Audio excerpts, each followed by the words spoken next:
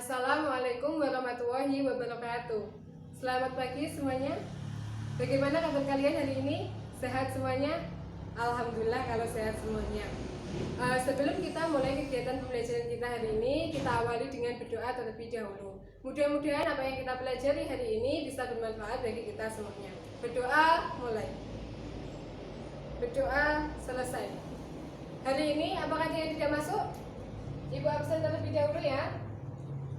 Tati, Samara, Lalita, Yuni, masuk semuanya ya.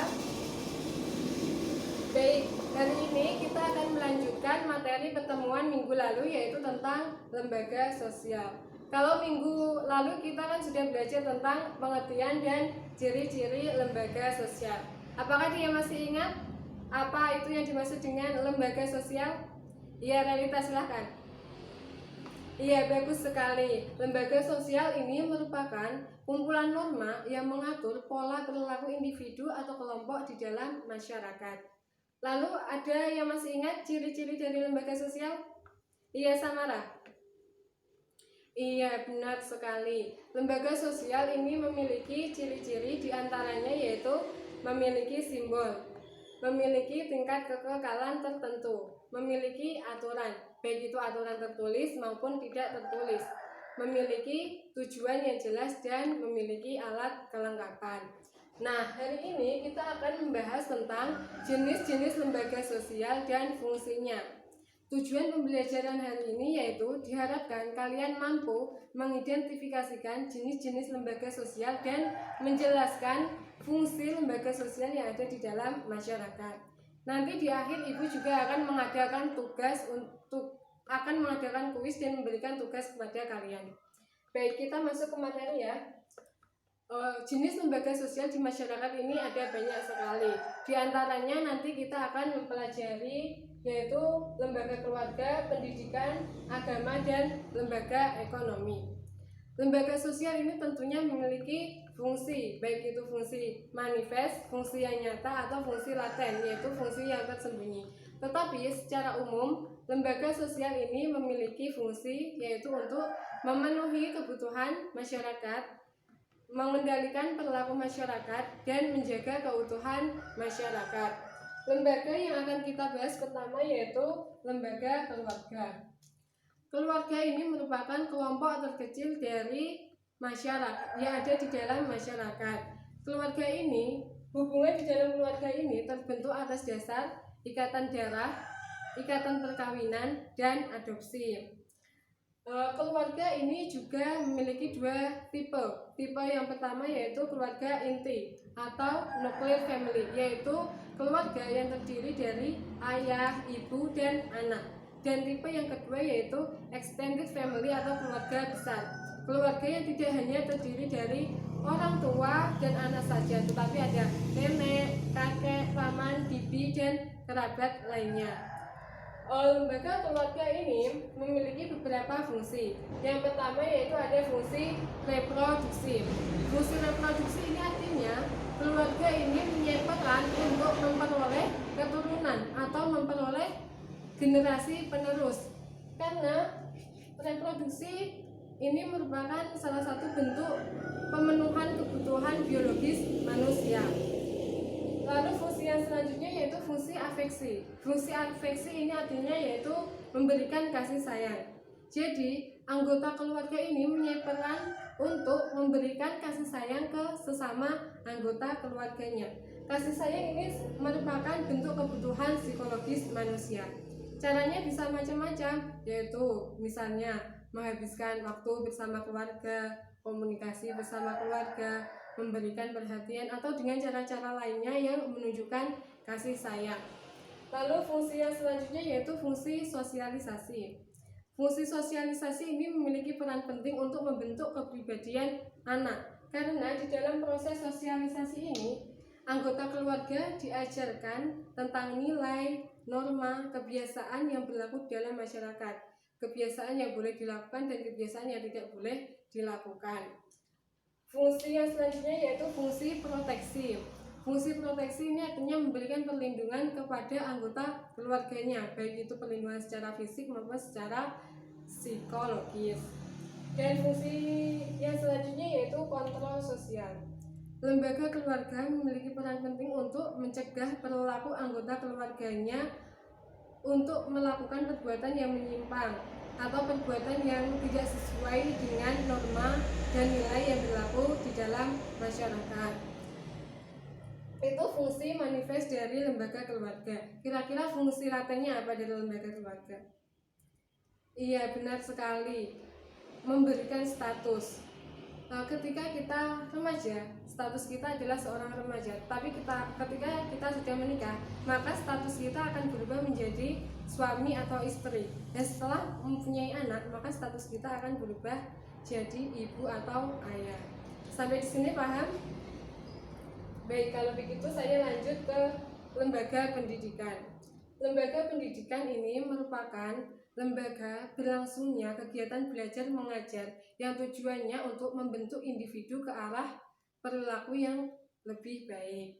Nah, lembaga pendidikan ini ada 3 jenisnya, yaitu pertama pendidikan formal. Pendidikan formal ini merupakan pendidikan yang berstruktur, berjenjang, dan mempunyai syarat-syarat sesuai dengan ketentuan pemerintah, contohnya SD, SMP, SMA, dan perguruan tinggi. Lalu pendidikan yang kedua, yaitu ada pendidikan informal. Pendidikan informal ini merupakan pendidikan di luar pendidikan formal yang tujuannya ini untuk melengkapi pendidikan yang sudah ada. Contohnya apa?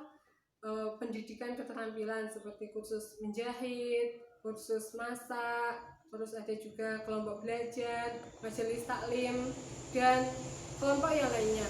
Lalu jenis yang ketiga ada lembaga informal, yaitu lembaga pendidikan di dalam keluarga atau di lingkungan sekitar. Contohnya yaitu pendidikan moral, pendidikan agama, dan lainnya. Nah, lembaga pendidikan ini memiliki fungsi manifest diantaranya yaitu transfer ilmu pengetahuan. Melalui pendidikan, individu ini akan memperoleh banyak informasi pengetahuan dari guru, dari buku, maupun dari sumber yang lainnya. Yang kedua fungsinya yaitu memperbaiki masa depan. Diharapkan dengan menempuh pendidikan, ini individu akan memperoleh masa depan yang lebih baik, akan mendapatkan pekerjaan yang lebih baik yang bisa mensejahterakan dirinya dan keluarganya. Lalu fungsi yang selanjutnya yaitu mempersiapkan manusia yang terdidik dan terampil. Dari lembaga pendidikan ini, individu diharapkan mempunyai keterampilan, mempunyai pendidikan yang bisa menyumbang proses pembangunan di negara kita. Lalu fungsi latennya apa dari lembaga pendidikan? Ada yang tahu? Iya, Tati. Iya, benar sekali, mengurangi tanggung jawab orang tua. Karena apa? Karena ketika anak sudah masuk ke sekolah, otomatis tanggung jawab anak ini sudah menjadi tanggung jawab sekolah. Ada lagi fungsinya yang lain? Iya, memperpanjang masa remaja. Karena dengan bersekolah kita akan bermain dengan teman-teman sebaya kita, dan secara ekonomi pun kita masih ditanggung oleh orang tua. Lalu fungsi yang selanjutnya ada fungsi agama. Fungsi agama ini merupakan maksud saya lembaga agama. Lembaga agama ini merupakan lembaga yang berkaitan dengan keyakinan atau keimanan seseorang kepada Tuhan. Nah, lembaga agama ini mempunyai fungsi manifest sebagai edukatif. Artinya, agama ini memberikan dan mengajarkan kepada kita tentang perbuatan-perbuatan yang boleh dilakukan dan perbuatan yang tidak boleh dilakukan sebagai pedoman hidup. Lalu fungsi penyelamat. Dengan mempunyai agama, seseorang ini akan merasa terselamatkan dari masalah-masalah yang ada, baik itu masalah yang ada di dunia maupun di kehidupan selanjutnya. Lalu selanjutnya yaitu fungsi persaudaraan. Agama ini dapat menciptakan persaudaraan dari perbedaan-perbedaan yang ada, misalnya perbedaan suku, ras, kebangsaan, dan yang lainnya. Nah, lalu fungsi latennya apa, Bu? Fungsi latennya yaitu terkadang agama ini bisa membuat kita terlalu menjadi fanatisme, menganggap agama kita lebih baik dari agama orang lain. Sampai di sini paham? Nah, kalau paham, Ibu lanjut ke lembaga ekonomi. Lembaga ekonomi ini merupakan lembaga yang berkaitan dengan perekonomian yang berfungsi untuk memenuhi kebutuhan masyarakat. Nah, lembaga ekonomi ini memiliki beberapa fungsi. Di antaranya yaitu fungsi produksi, yaitu fungsi mengolah atau memproduksi barang mentah menjadi barang setengah jadi atau barang jadi. Contohnya yaitu petani menggarap sawah untuk menghasilkan padi yang kemudian diolah menjadi beras. Lalu fungsi yang selanjutnya yaitu fungsi distribusi, yaitu fungsi menyalurkan barang atau jasa kepada masyarakat. Lalu fungsi yang selanjutnya yaitu fungsi konsumsi, yaitu fungsi menggunakan atau menghabiskan barang-barang yang telah didistribusikan. Nah, fungsi latennya apa, Bu, dari lembaga ekonomi? Yaitu bisa membuat diri kita menjadi konsumerisme. Karena apa? Ketika kita melihat barang-barang, kita selalu ingin membeli. Nah, itu membuat kita menjadi orang yang memiliki sifat konsumerisme. Nah, sampai di sini paham? Atau ada yang mau bertanya? Tidak ada? Kalau tidak ada, Ibu akan mengadakan kuis. Nah, Ibu sudah ada ini gulungan nama kalian, dan ini ada stick es krim yang isinya pertanyaan. Ibu akan mengundi ini dan akan mengeluarkan 2 ya. Nanti yang namanya Ibu sebutkan maju ke depan. Daris dan Ria, silakan ambil stick es krim ini. Nah, Daris dan Ria sudah mengambil stick es krim ini.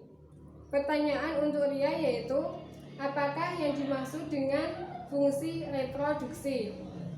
Dan pertanyaan untuk Daris yaitu, sebutkan fungsi dari lembaga keluarga. Iya, sudah dijawab semuanya ya. Nah, Ibu rasa cukup untuk pertemuan hari ini. Untuk minggu depan Ibu akan memberikan tugas kepada kalian yaitu mencari tipe-tipe lembaga sosial dan contoh-contohnya beserta alasan kenapa lembaga tersebut masuk ke dalam tipe tersebut. Sebelum Ibu akhiri, apakah ada yang mau menyimpulkan tentang materi kita hari ini? Iya, Yuni, silakan. Iya, benar sekali bahwa jenis lembaga sosial di masyarakat ini ada banyak sekali. Di antaranya ada lembaga keluarga, pendidikan, agama, dan ekonomi yang masing-masing lembaga ini memiliki fungsi. Nah, saya rasa cukup ya untuk kegiatan pembelajaran kita hari ini. Ibu akhiri pertemuan hari ini. Wassalamualaikum warahmatullahi wabarakatuh dan terima kasih.